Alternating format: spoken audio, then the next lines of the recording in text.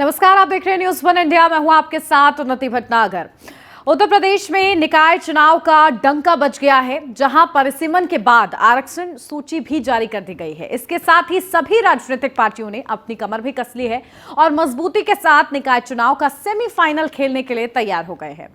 आपको बता दें कि इस बार लखनऊ, कानपुर, गाजियाबाद समेत महापौर की 8 सीटों को अनारक्षित रखा गया है। यही वजह है कि अब सभी पार्टियों में दावेदारों की होड़ लगी हुई है और इसी के साथ ही लखनऊ सीट के अनारक्षित होने पर वहां भी दावेदारों की लंबी कतारें लगी हुई हैं।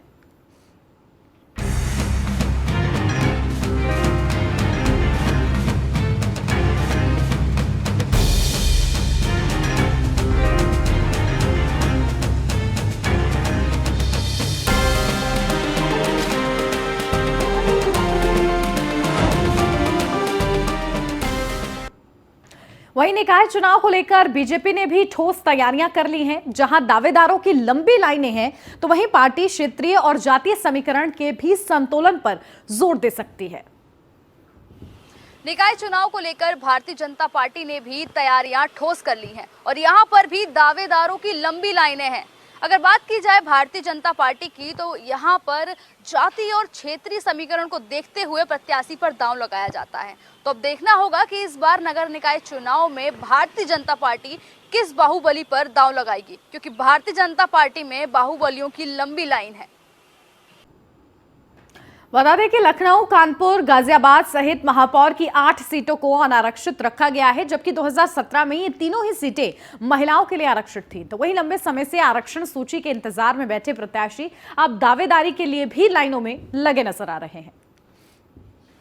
नगर निकाय चुनाव को लेकर कांग्रेस ने भी कमर कस ली है। हाँ, वो बात अलग है कि पिछली बार नगर निकाय चुनाव में इनका प्रदर्शन बेहद खराब था, लेकिन इस बार पूरी दम से और तैयारियों के साथ मैदान में टक्कर देने को तैयार है कांग्रेस। अब देखना होगा कि कौन किस दावेदार को इस बार ये मैदान में उतारेंगे, क्योंकि दावेदारों की भीड़ तो कांग्रेस में भी बहुत ज़्यादा है। लाइनें यहाँ पर भी दावेदारों की बहुत ज़्यादा लंबी हैं। अब क्योंकि लखनऊ की सीट को अनारक्षित रखा गया है, तो ऐसे में तमाम जो जाति वर्ग के लोग हैं वो यहाँ पर अप्लाई कर सकते हैं। तमाम जाति वर्ग के लोग जो हैं वो दावेदारी में उनका नाम हो सकता है। देखना होगा कि किसको लड़ाती है कांग्रेस इस बार। तो देखा आपने कि कांग्रेस ने भी किस तरह से इस बार निकाय चुनाव के लिए कमर कस ली है और मजबूती के साथ मैदान में टक्कर देने के लिए भी तैयार है। लेकिन महापौर प्रत्याशी के लिए कांग्रेस अपने किसी पुराने चेहरे पर दांव लगाती है या फिर कोई नया चेहरा मैदान में उतारेगी, ये देखने वाली बात होगी। देखिए, कांग्रेस पार्टी में भी यहाँ पर भी लंबी लाइन लग चुकी है, लिस्ट भी आ चुकी है। प्रोफेसर्स भी आ रहे हैं, समाज सेवी भी आ रहे हैं, डॉक्टर्स भी आ रहे हैं, पॉलिटिशियंस भी आ रहे हैं। क्योंकि कांग्रेस पार्टी की नीति रही है कि जो वास्तव में लखनऊ से मूल रूप से जुड़ा है, जो यहाँ के लोगों के सुख दुख में हिस्सेदारी कर सकता है, जो यहाँ के लोगों की समस्याओं के समाधान में मुख्य भूमिका निभा सकता है, और ख़ास तौर पे जो देश को बेचने में इंटरेस्टेड न हो और देश को गुलामी की राह पर ले जाने में इंटरेस्टेड न हो, जो देश की संस्थाओं को बेचने में इंटरेस्टेड न हो, उन सब लोगों को वो जो इंटरेस्टेड नहीं है उनको हम लोग चिन्हित कर रहे हैं। बहुत जल्दी ही हम लोग अपना प्रत्याशी डिक्लेयर। और इसी के साथ ही समाजवादी पार्टी भी मैनपुरी और खतौली में जीत से उत्साहित है और निकाय चुनाव में पूरे दमखम के साथ मैदान में उतरने के लिए तैयार भी नजर आ रही है। नगर निकाय के चुनाव को लेकर समाजवादी पार्टी भी पिछले कुछ दिनों से बहुत ज्यादा एक्टिव नजर आ रही है और यहाँ पर भी दावेदारों की कोई कमी नहीं है। पर देखना ये होगा कि महापौर के प्रत्याशी के लिए सपा इस बार किसी अपने करीबी को चुनाव लड़ाती है या फिर इस बार कोई नई रणनीति चलती है, कोई नया पासा फेंकती है। पर क्योंकि चाचा शिवपाल और अखिलेश यादव की बढ़ती नजदीकियां हैं, तो हो सकता है नगर निकाय के चुनाव में उनकी भी कुछ अहम भूमिका हो। वहीं चाचा शिवपाल यादव के साथ आने से भतीजे अखिलेश यादव एक बार फिर मजबूती से उभर रहे हैं, जिसका एक नमूना बीते उपचुनाव में भी हम लोग ने देखने को मिला। इसी से अंदाजा लगाया जा सकता है कि आगामी निकाय चुनाव में समाजवादी पार्टी एक बार पूरे दमखम के साथ मैदान में नजर आ सकती है। लखनऊ नगर निगम में और पूरे प्रदेश में चुनाव होने हैं। लखनऊ नगर निगम की सीट जो है सामान्य हो गई है, तो बहुत से पार्टी में दावेदार हैं जो चुनाव लड़ना चाहते हैं माननीय पार्टी के राष्ट्रीय अध्यक्ष पूर्व मुख्यमंत्री अखिलेश यादव जी ने इस संबंध में आज हम लोगों से वार्ता करी है और कई प्रत्याशियों के नाम आए हैं। राष्ट्रीय अध्यक्ष जी को वो नाम बताए गए हैं। माननीय राष्ट्रीय अध्यक्ष जी उस पर निर्णय लेने का काम करेंगे। लेकिन प्रत्याशी कोई भी हो, हम लोग ये मानेंगे कि माननीय अखिलेश यादव जी चुनाव लड़ रहे हैं और साकिल निशान है। जो प्रत्याशी होगा उसको पूरी ताकत से चुनाव लड़ने का काम करेंगे। इस बार लखनऊ नगर निगम पर समाजवादी पार्टी की विजय होगी। यहाँ पर जो मेयर होगा वो सपा का होगा और बहुमत के साथ यहाँ पार्षद जीतने का काम करेंगे। पूरे प्रदेश भर के अंदर जो चुनाव होने हैं उसमें राष्ट्रीय अध्यक्ष जी बहुत गंभीर हैं। उन्होंने 3-3 विधायकों को बना करके पर्यवेक्षक वहाँ भेजा है। जैसे मैं कानपुर नगर का प्रभारी हूँ और 11 दिसंबर को वहाँ पर जिला की और नगर की बैठक होगी। मेयर के प्रत्याशियों से जो प्रत्याशी पार्षद हैं उनसे हम लोग अलग अलग बात करेंगे और पूरा जो है इकट्ठा करके राष्ट्रीय जी को देंगे। और हम लोग बहुत गंभीर हैं नगर निगम के चुनाव पर कब्जा करने के लिए। लेकिन भारतीय जनता पार्टी जिस तरीके से बेईमानी, धांधली, प्रशासनिक दुरुपयोग करने का काम कर रही है, इससे का बहुत गंभीर खतरा है। जो अभी मैनपुरी, रामपुर और खतौली में हुआ उसको देखते हुए अब हम लोगों को मजबूती के साथ चुनाव लड़ने का काम शुरुआत से करना होगा। लखनऊ नगर निगम में और चलिए सीधा रुख कर लेते हैं ग्राउंड जीरो से। हमारी संवाददाता स्कंदिता मिश्रा हमारे साथ जुड़ गई हैं। किस तरीके से पल पल की वो अपडेट ले रही हैं, नगर निकाय चुनाव को लेकर क्या तैयारियां हैं, इस पर वो नजर बनाकर रखे हुए हैं। उन्हीं से सीधा जानकारी लेते हैं। स्कंदिता, क्या कुछ जानकारी? देखिए, पार्टियां पूरी तरीके से तैयार हैं इस उपचुनाव में। कहीं ना कहीं समाजवादी पार्टी को और ज्यादा बूस्टअप कर दिया है, वो भी पूरी तैयारी के साथ मैदान में है। कांग्रेस पार्टी भी पूरे जोश के साथ नजर आ रही है। तैयारियां तो हो चुकी हैं, लेकिन मुद्दे किस तरीके से मुखर तौर पर नजर आ रहे हैं, स्थानीय मुद्दे होंगे निकाय चुनाव में, उसको लेकर जनता किससे ज्यादा कनेक्ट कर पा रही है?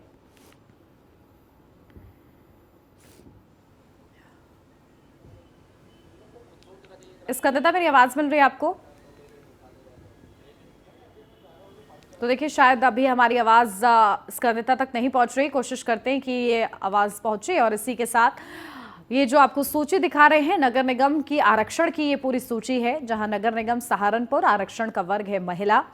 और इसी के साथ साथ ये जो पूरी सूची सामने आई है, इसमें नगर निगम मुरादाबाद आरक्षण का वर्ग महिला। तो ये आरक्षण सूची है। फिरोजाबाद नगर निगम आरक्षण का वर्ग अनारक्षित। तो जिसके लिए लंबी लंबी कतारें लगी हुई हैं, सभी अपनी अपनी दावेदारी पेश कर रहे हैं, वो हैं गाजियाबाद।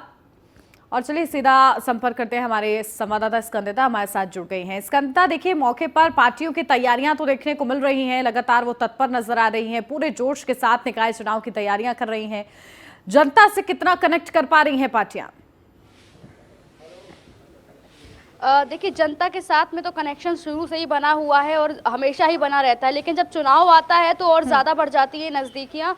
और अगर बात की जाए ये, क्योंकि नगर निगम का चुनाव होने को है, जल्द ही तारीखों का ऐलान हो जाएगा। वैसे दिसंबर के जो पहला हफ्ता होता है उसमें वोटिंग होनी थी और जनवरी के फर्स्ट वीक में रिजल्ट आना था, लेकिन अभी लेट हो रहा है थोड़ा सा। इसके अलावा अगर बात की जाए जो महापौर, जो चेयरमैन और महापौर की जो आरक्षण की सूची है, अधिसूचना, वो लिस्ट जारी हो गई है और उसमें कानपुर, गाजियाबाद, लखनऊ, ये तीनों सीटों इसके साथ में 8 सीटों को अनारक्षित रखा गया है। वहीं अगर बात की जाए 2017 की, तो 2017 में इन तीनों सीटों पर महिलाओं को लड़ाया गया था, महिलाओं को टिकट दिया गया था। लेकिन अभी जब लखनऊ, गाजियाबाद, कानपुर और जो और तमाम 8 जिले शामिल हैं, वहाँ की सीटों को अनारक्षित रखा गया है। तो यहाँ पर ऐसे में बड़ा सवाल उठता है कि सरकार अब किसको लड़ाएगी, क्योंकि अब कास्टिज्म कुछ रह नहीं गया, क्योंकि अनारक्षित है, जनरल सीट है, तो उस पर कोई भी लड़ सकता है, किसी भी कास्ट का प्रत्याशी जो है वो दांव लगा सकता है। तो अब जो है भीड़ बहुत ज़्यादा बढ़ गई है। अगर समाजवादी पार्टी की बात की जाए तो वहाँ पर भी एक से एक धुरंधर लाइन में लगे हुए हैं। सबको इंतज़ार है कि अखिलेश जी किसको लड़ा सकते हैं। अगर कांग्रेस की बात की जाए तो कांग्रेस में इस बार नई रणनीतियों के तहत नई चीज़ें हो रही हैं, जैसे कि उन्होंने 6 प्रांतीय अध्यक्ष बनाए थे, तो वो अब सब मिलकर जो है कोशिश कर रहे हैं कि जो मतलब एक एक्टिव नज़र आ रही है। अगर पिछले 6 महीने का देखा जाए तो कांग्रेस भी जो है वो बहुत ज़्यादा एक्टिव नज़र आ रही है। हालांकि पहले उनका प्रदर्शन इतना अच्छा नहीं था, एक भी महापौर की सीट जीत नहीं पाए थे, लेकिन इस बार उनका कहना ऐसा है कि इस बार हम अपने पूरी तैयारियां हैं हमारी, और हम कोशिश करेंगे कि इस बार रिजल्ट जो है नगर निकाय में भी बेहतर हो और लोकसभा 2024 का जो चुनाव होगा उसमें भी उनकी तैयारियां दिखाई पड़े कि हाँ उन्होंने अच्छे से काम किया है। तो अगर बात की जाए भारतीय जनता पार्टी की, तो भारतीय जनता पार्टी में भी जो प्रत्याशी है महापौर के लिए, चेयरमैन के लिए, तो वो लंबी लाइनें लगी हुई हैं। एक लंबी संख्या में प्रत्याशी जो है वो दांव लगा रहे हैं। सबका कहना है कि क्योंकि कास्टिज्म अब रह नहीं गया है कि जनरल सीट है, कोई भी प्रत्याशी खड़ा हो सकता है, कोई भी लड़ सकता है इलेक्शन। तो अब ऐसे में देखना होगा कि सरकार क्या करती है। अगर भारतीय जनता पार्टी की बात की जाए तो वो जातीय समीकरण को देखते हुए और क्षेत्र में किस कास्ट का ज्यादा वोट है उस आधार पर अपने प्रत्याशी को लड़ाते हैं। वहीं अगर समाजवादी पार्टी की बात की जाए, जो उनका अगर पुराना डेटा देखा जाए तो कई बार उन्होंने अपने करीबियों को चुनाव लड़ाया है नगर निकाय में, लेकिन इस बार क्योंकि पिछला जो चुनाव गया है, जैसे मैनपुरी का चुनाव गया है, खतौली का चुनाव गया है, और उसके बाद से जो मतलब था कि हाँ घर की राजनीति छोड़कर अब जब सड़क पर उतर के आ गई है समाजवादी पार्टी, उनको भी समझ में आ गया है कि अगर चुनाव जीतना है या चुनाव में बेहतर प्रदर्शन करना है तो उसके लिए सड़क पर आना बहुत ज़रूरी है, जनता के बीच जाना ज़्यादा ज़रूरी है। और ऐसी ही एक झलक समाजवादी पार्टी ने मैनपुरी खतौली के चुनाव में भी दिखाई है, रामपुर में भी दिखाई है। तो वही अब उनका ये है, उन्होंने अपनी एक स्ट्रैटेजी बना ली है कि भाई अब इसी रणनीति पे काम करना है, जनता के बीच जाना है, जनता से बात करनी है और लगातार उनके संपर्क बनाए रहना है। और यही कारण है कि उनको वहाँ पर जीत मिली और यहाँ पर भी अब वो यही कोशिश करेंगे। बस ये देखना होगा कि क्या वो अपने किसी करीबी को उतारते हैं या इस बार किसी नए प्रत्याशी पर दांव लगाते हैं। और सेम चीज़ कांग्रेस के साथ में है। कांग्रेस में भी अगर महापौर की बात की, अगर पार्षद की बात की कुछ, तो कांग्रेस के कुछ पार्षद ऐसे हैं, एक दो के नाम मैं लेना चाहूँगी। कुछ पार्षद ऐसे हैं जो पिछले कई सालों से हैं, लाइक 35 इयर्स का रिकॉर्ड बना हुए हैं, कई सालों से लगातार जीतते आ रहे हैं। तो ऐसे में कांग्रेस शायद उनको भी मौका दे सकती है। और अगर भारतीय जनता पार्टी की बात की जाए तो कास्ट फैक्टर देखने को मिलेगा। देखना होगा कि किन आधार पर इस बार भारतीय जनता पार्टी प्रत्याशी उतारती है, क्योंकि 2024 का जो लोकसभा चुनाव बिल्कुल बिल्कुल देखिए स्कंदता, कहीं ना कहीं 2024 से पहले सेमीफाइनल मैच है इन निकाय चुनाव सभी पार्टियों के लिए, और इसलिए जिस तरीके से दमखम के साथ मैदान में उतरी हुई हैं, चुनौतियां भी लगातार बरकरार है। जिस तरीके से अब जो ये सूची जारी की गई है उसके आधार पर अगर मैं बात करूं तो दावेदारी के लिए देखिए कौन कौन सामने रखा जा रहा है पार्टियों की तरफ से, या अभी फिलहाल मंथन का दौर चल रहा है? देखिए मंथन की बात की जाए तो सूत्रों के हवाले से कई सारे नाम ऐसे सामने आए हैं। अभी मैं बोलना नहीं चाहूँगी, लेकिन क्योंकि उनका भी रहता है कि हाँ अभी डिस्क्लोज नहीं करेंगे, लेकिन कई सारे नाम ऐसे हैं जो भारतीय जनता पार्टी की तरफ से सामने आ चुके हैं ऑलरेडी। कई सारे लोग हैं जो अपनी दावेदारी ठोक रहे हैं कि हम लड़ेंगे हम लड़ेंगे। अब निर्णय तो ये जो है वो जो है पार्टी की तरफ से ही लिया जाएगा, जो और संगठन की तरफ से लिया जाएगा। भारतीय जनता पार्टी का संगठन जो है सबसे पहले बन जाता है और बहुत मजबूती से काम करता है, तो कहीं ना कहीं उन्होंने नाम पहले से ही डिसाइड करके रखे हुए हैं। दावेदार चाहे जितने भी हो, वो प्रत्याशी जो चुनाव में उतरेगा, मैदान में उतरेगा, उसका नाम उन्होंने पहले से डिसाइड करके रखा हुआ है, बस वो डिस्क्लोज करने की देरी है। और समाजवादी पार्टी के साथ भी सेम ही सीन है, क्योंकि अभी वो मैनपुरी आज लौटेंगे, वो मैनपुरी से आज लखनऊ वापस लौटेंगे, और उसके बाद उनका जो पहली प्रायोरिटी होगी, जो पहला फोकस होगा, वो निकाय चुनाव का ही होगा। क्योंकि अब शिवपाल यादव ने भी ये कह दिया है कि हम साथ में चुनाव लड़ेंगे। जहाँ पर पहले शिवपाल यादव कहते थे कि हम अपनी पार्टी से लड़ेंगे, अपने प्रत्याशी उतारेंगे, तो जब से नज़दीकियाँ बढ़ी हैं और जब से उन्होंने अपनी पार्टी का विलय किया है, तब से उन्होंने भी कह दिया है कि हम मिलकर चुनाव लड़ेंगे, समाजवादी पार्टी की तरफ से चुनाव लड़ेंगे। तो ये देखना होगा, क्योंकि उन्होंने अपनी ताकत जो है वो मैनपुरी चुनाव में दिखा दी है, और ने देखा कि किस तरीके से चाचा जब शामिल हो गए तो पार्टी कितनी मजबूत हुई है और कितनी दमदार जीत उनको मिली है। और अब जब निकाय चुनाव है तो निकाय चुनाव में भी चाचा की अहम भूमिका होगी, उनके द्वारा रणनीतियां बनाई जाएंगी, उनका भी एक जो होगा उनका भी ओपिनियन लिया जाएगा प्रत्याशियों को उतारने के लिए कि किसको उतारना ठीक रहेगा किसको नहीं। तो समाजवादी पार्टी भी इस बार तगड़ा कंपटीशन देखती हुई नजर आएगी। भारतीय जनता पार्टी अगर बात की जाए, जैसे पहले समाजवादी पार्टी इतनी एक्टिव नहीं थी, लेकिन अब जो एक्टिव है तो भारतीय जनता पार्टी के लिए निकाय चुनाव इतना आसान नहीं होगा। हालांकि उनकी कोशिश पूरी रहेगी, क्योंकि ये सब लोग इसको लिटमस टेस्ट के रूप में देख रहे हैं कि अगर यहाँ चीज़ें बेहतर रहेंगी तो आगे भी बेहतर होंगी। लेकिन अब देखना होगा कि क्या करती है भारतीय जनता पार्टी और किन रणनीतियों पे, क्योंकि एक कदम आगे चलने की जो उनकी रणनीति रही है भारतीय जनता पार्टी की, वो हमेशा से यही रही है कि कुछ हटके कुछ अलग सोचते हैं और वही कुछ करके दिखाते हैं। तो देखना होगा कि समाजवादी पार्टी और क्योंकि चाचा के आने से मजबूती मिल गई है, तो देखना होगा कि वो क्या चीज़ें करते हैं, क्या रणनीति बनाते हैं। वहीं अगर कांग्रेस की बात की जाए तो इस बार जो है छह जो प्रांतीय अध्यक्ष बनाए गए हैं, इसके अलावा जो नए नवनियुक्त प्रदेश अध्यक्ष बनाए गए हैं बृजलाल खाबरी जी हैं, वो सब लोग मिलकर आए दिन बैठक कर रहे हैं, रोज इसी सिलसिले में बात कर रहे हैं कि किसको उतारा जाए। तो कहीं ना कहीं देखने वाली बात होगी, क्योंकि इस बार जो है कंपटीशन तगड़ा रहेगा और सभी पार्टियां लगातार बैठकें कर रही हैं और डिस्कशन का टॉपिक उनका रोज का यही होता है कि क्या रणनीतियां बनाए जाएं, कैसे प्रत्याशी उतारे जाए, कहाँ पे। क्योंकि भारतीय जनता पार्टी की बात की जाए तो भारतीय जनता पार्टी इस बारे में एक बार जरूर सोचती है कि कौन सा इलाका है, कौन सा जिला है, वहाँ पे कितने % कौन सी कास्ट का वोट है, क्षेत्रीय समीकरण कैसा है, उस आधार पर वो अपने प्रत्याशियों को लड़ाते हैं। लेकिन जो कांग्रेस है, मतलब कई बार ऐसा होता है कि अपने करीबियों को, और सेम चीज़ समाजवादी पार्टी के साथ में भी थी जो हमने पहले चुनाव में देखा, लेकिन इस बार कुछ अलग हट के ज़रूर हो सकता है। ऐसा जनता भी देखना चाहती है कि क्या होगा और क्या रणनीतियाँ रहती हैं, कैसे प्रत्याशियों को उतारा जाता है। और कंपटीशन भी बहुत तगड़ा होगा, क्योंकि तीनों ही तरफ से अगर जब महापौर की बात हो, जैसे हमारे अगर जो पुराने मेयर हैं लखनऊ के संयुक्ता भाटिया हैं, क्योंकि पिछले 2017 में जो सीट थी उसको महिलाओं के लिए आरक्षित किया गया था, तो उसमें महिला प्रत्याशी थी और संयुक्ता भाटिया ने जीती थी। लेकिन इस बार देखना होगा कि क्या होता है, क्योंकि इस बार सीट अनारक्षित है और दावेदारी में पुरुष भी हैं, महिलाएं भी हैं। देखना होगा कि किसको उतारती है। क्या ऐसा भी हो सकता है देखिए कहीं ना कहीं इस सूची के जारी होने के बाद ये पूरा जो निकाय का रण है वो और ज्यादा दिलचस्प हो गया है स्कंदता, और कहीं ना कहीं जो पार्टियां हैं उनको मंथन करने पर और ज्यादा मजबूर कर रही हैं। तो सभी पार्टियों को ये जोर है कि ग्राउंड जीरो पर एक अच्छी पकड़ बन पाए, ताकि आने वाले चुनावों में उन्हें एक प्लस फैक्टर उनके साथ ऐड हो जाए। लेकिन इसी के साथ जिस तरीके से आपने भी बताया कि कैसे मंथन चल रहा है, लगातार कोशिशें की जा रही हैं, तो जो पार्टियां हैं वो अपने आप को काफ़ी मजबूत तौर पर दिखाने की प्रयास कर रही हैं। समाजवादी पार्टी की देखिए अगर मैं बात करूं स्कंदिता, तो उपचुनाव के नतीजों ने जहां एक तरफ बूस्ट किया है, तो वहीं चाचा शिवपाल यादव का साथ मिला है, पार्टी का विलय हुआ है। इसके साथ ही भारतीय जनता पार्टी की चुनौती कहीं ना कहीं अब ज्यादा बढ़ गई है। जी बिल्कुल, जब ये उपचुनाव हुआ है, उपचुनाव में चाचा का साथ आना और पार्टी को मजबूती देना और उसके बाद में एक बम्पर जीत दिलाना।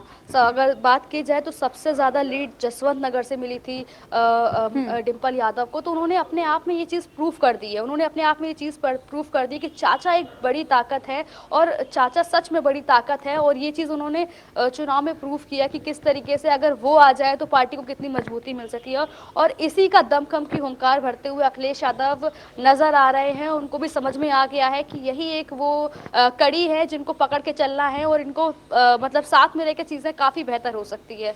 और अब जो उनका नेक्स्ट फोकस है, नेक्स्ट स्टेप होगा, वो निकाय चुनाव को लेकर है कि निकाय चुनाव में कैसे चाचा भतीजा बैठ के मंथन करते हैं। उनके प्रदेश अध्यक्ष हैं, क्योंकि आज जब वो आएंगे तो पहले उनको शायद कोई जिम्मेदारी दी जाएगी पार्टी में, उसके बाद जो मेन बैठक होगी वो इसी पे होगी कि निकाय चुनाव, क्योंकि अब बहुत जल्द से जल्द निकाय चुनाव होना है, क्योंकि जनवरी में रिजल्ट आने की बात कही गई थी कि जनवरी के फर्स्ट वीक तक रिजल्ट आ जाएगा। हालांकि पिछली बार जो है चुनाव नवंबर में हो गया था, दिसंबर में रिजल्ट आ गया था, लेकिन इस बार 1 महीना लेट हुआ है क्योंकि बीच में उपचुनाव हुआ था। और अगर ये बात की जाए कि शिवपाल जी की, तो शिवपाल जी की पावर जो है समझ गए हैं लोग। तो लखनऊ में जब निकाय का चुनाव होगा, या जो आसपास की जो कानपुर की बात की जाए, गाजियाबाद की बात की जाए, प्रयागराज की बात की जाए, या और बनारस की बात की जाए, तमाम जिलों में, तो उनकी पकड़ तो है। और अगर पश्चिम उत्तर प्रदेश की बात की जाए तो वहाँ पर शिवपाल जी की काफ़ी अच्छी पकड़ है। तो वो पूरी कोशिश करेंगे कि सिर्फ एक ही चुनाव नहीं, जो निकाय चुनाव है इसमें भी वो अपना पूरा कोशिश करेंगे कि नतीजे को उनकी मजबूती का, वैसे तो उनको आइडिया है पर उनको आइडिया लग जाना चाहिए कि चाचा के साथ रहने से क्या क्या चीज़ें आसान हो सकती हैं और कितने मजबूत है चाचा की टीम। तो ये देखना होगा क्योंकि दोनों मिल के लड़ाई कर रहे हैं, हालांकि उन्होंने पहले से बिल्कुल। स्कंदता, देखिए अगर मैं बात करूं कि किस तरीके से लखनऊ में खासतौर से वार्डों की क्या स्थिति है, काम किसका बोल रहा है, क्योंकि पार्टियां आश्वस्त हैं और मंथन कर रही हैं, लेकिन कहीं ना कहीं जो बड़ा फैक्टर प्रभावित करेगा मतदान के दिन भी और उनकी जीत को भी, वो है उनके काम। तो काम किसके बोल रहे हैं? देखिए, अगर क्षेत्र में हम गए हैं, हमने क्षेत्र में लोगों से बात की, काम की बात की है, चाहे वो कांग्रेस के पार्षद रहे हो, अगर पार्षदों लेवल की बात की जाए तो पार्षदों से बात की है। जो कांग्रेस के पार्षद है उन लोगों का कहना है काम बहुत अच्छे से हुआ है, लेकिन जहां उनकी नाकामियां दिखाई पड़ती है वहां वो ये भांडा जो है बीजेपी सरकार पर फोड़ देते हैं, क्योंकि स्टेट में उनकी सरकार है, सेंट्रल में उनकी सरकार है, तो कहते हैं कि इस वजह से शायद इतने अच्छे से काम नहीं हो पाता है। अगर सेंट्रल में हमारी सरकार या स्टेट में हमारी सरकार रही होती तो हम और बेहतर कर पाते, क्योंकि कुछ 8-10 पार्षद कांग्रेस पार्टी की तरफ से है, वही सेम समाजवादी पार्टी की तरफ से। समाजवादी पार्टी के जो पार्षद है उनकी बात की जाए तो उनका क्षेत्र में काम इतने अच्छे से नहीं हुआ है। 1-2 जगह हमने जाके देखा, निशादगंज की बात की जाए तो वहाँ पे इतने अच्छे से काम नहीं हुआ है। हम पुलिस लेन में गए, वहाँ पे भी इतनी गंदगी देखने को मिली, और उसी गंदगी में जहाँ गाय घूम रही हैं, जानवर घूम रहे हैं, वो उसी में मुंह मार रहे हैं, खा रहे हैं, तो ये सारी चीज़ें देखने को मिली। समाजवादी पार्टी के जो पार्षद है उनकी तरफ से इतना अच्छा काम नहीं हुआ है। अगर बात की जाए भारतीय जनता पार्टी के पार्षदों की या महापौर की, उस इलाके में भी हम गए जहाँ पर खुद हम लखनऊ की मेयर संयुक्ता भाटिया रहती हैं, तो लोग कहीं ना कहीं पार्षद से खुश नजर आए, लेकिन एक जो बीच में ठेकेदार लोग होते हैं जिनको कॉन्ट्रैक्ट मिलता है काम करने का, तो गली के जो मोहल्ले के लोग थे वो कॉन्ट्रैक्टर से दुखी नजर आए कि हमारी पार्षद बड़ी अच्छी है, वो तो काम करती है, लेकिन जो कॉन्ट्रैक्टर है वो ठीक से काम नहीं करते हैं। अगर जैसे सड़कों की हालत कईयों की बहुत ज़्यादा खस्ता थी, नालियों की हालत बहुत नाजुक थी, क्योंकि डेंगू बहुत फैल रहा था, तो दवाइयों का छिड़काव बहुत ज़रूरी था। तो वही हम कुछ इलाके में गए जहाँ पे शायद एक बार तो कांग्रेस के पार्षद थे, उनका इलाका था, तो उनके तमाम जगह काफ़ी अच्छी थी, लेकिन कुछ लोगों के घर के बाजू में ही इतना ज़्यादा गंदगी और नाली भरे हुए दिखाई पड़े, तो वो अपने आप में सवाल खड़ा करते हैं कि क्या सोते रहते हैं पार्षद जो इस तरीके की चीज़ें दिखाई पड़ती हैं, ऐसी तस्वीरें दिखाई पड़ती हैं हमारे टीवी स्क्रीन पे, तो क्या उनका रहा है 5 साल का। लेकिन वही कास्टिज्म का फैक्टर फिर से नज़र आ जाता है, क्योंकि अगर आसपास रहने वाले लोग उनके वोटर्स हैं तो वो खामियों को भी छुपाने की कई बार कोशिश करते हैं कि नहीं जी हमारे पार्षद तो बड़े अच्छे हैं। और अगर भारतीय जनता पार्टी के कुछ पार्षदों की बात की जाए तो उनका परफॉर्मेंस जो रहा है, उनके नेचर से, उनके व्यवहार से लोग खुश नज़र आए हैं, और जो उनका वो फैक्टर रहा है कि काम अच्छे से नहीं हुआ है या छिड़काव नहीं हो रहा है, तो उनका कहना है कि जो ठेकेदार जो बीच में होते हैं वो घपला करते हैं, वो चीज़ें बेहतर नहीं करते हैं, समय पे नहीं आती है गाड़ी जो कचरा उठा ले समय पे। तो ये चीज़ें तो लगातार देखने को मिलती रहती है, हालांकि लोग कंप्लेन भी करते हैं और अपने पार्षद से की चीज़ें हों और वो एक्शन भी लेती है, लेकिन जो बीच में गड़बड़ी का मामला आता है वो कहीं ना कहीं कॉन्ट्रैक्टर के बीच में आता है। इससे जो तमाम जितने वार्ड में घूमे हैं उन तमाम वार्ड में घूम के एक ये सॉल्यूशन, एक ये रीज़न, एक बहुत बड़ा कारण निकल कर आया है कि जो बीच में कॉन्ट्रैक्टर है उसकी वजह से, जो ठेकेदार है उनकी वजह से काफ़ी ज़्यादा लोग परेशान रहते हैं। और अगर मेयर की बात की जाए तो जो उनके एरिया के लोग हैं वो तो उनसे सहमति जताते नज़र आए हैं, खुश है कि हाँ हमारी मेयर बड़ी अच्छी हैं। लेकिन अगर वही जो दूसरे वार्डों की बात की जाए, जैसे जहाँ के पार्षद कांग्रेस के हैं, जहाँ के पार्षद समाजवादी पार्टी से हैं, तो वहाँ के लोग इतने खुश नज़र नहीं आए। उनका कहना है कि मेयर नहीं आती है हमारे इलाके में, कभी नहीं आती है घूमने, शायद 5 साल में नहीं आई।